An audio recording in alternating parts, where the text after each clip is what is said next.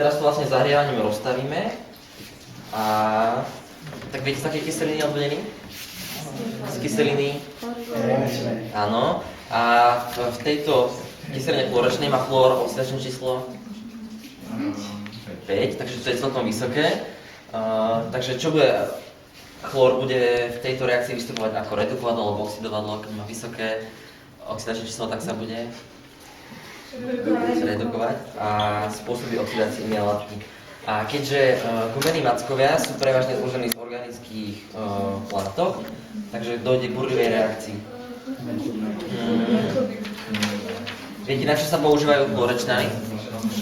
Všeobecne. Chlorečnany, na čo sa používajú? Výbušniny, zápalky, áno.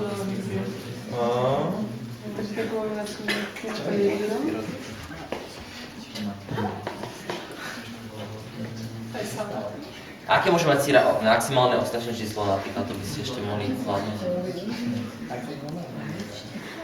Maximálne. Podľa čoho to vieme napríklad, v ktorej skupine sa nachádza? Vie nikto? Dobre, takže došlo k rozstaveniu. Došlo k rozstaveniu pevného chlorečnanu a teraz tam pridáme kúsok gumeného maceka.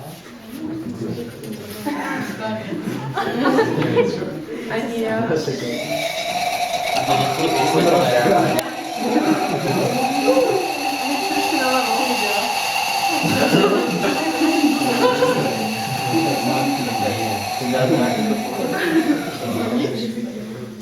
Dobre, ešte môžeme si pridať kúsočík, to ešte pracovalo, ale pravdepodobne. Až pokiaľ sa neminie. To máš väčšieho medvedíka. Dobre.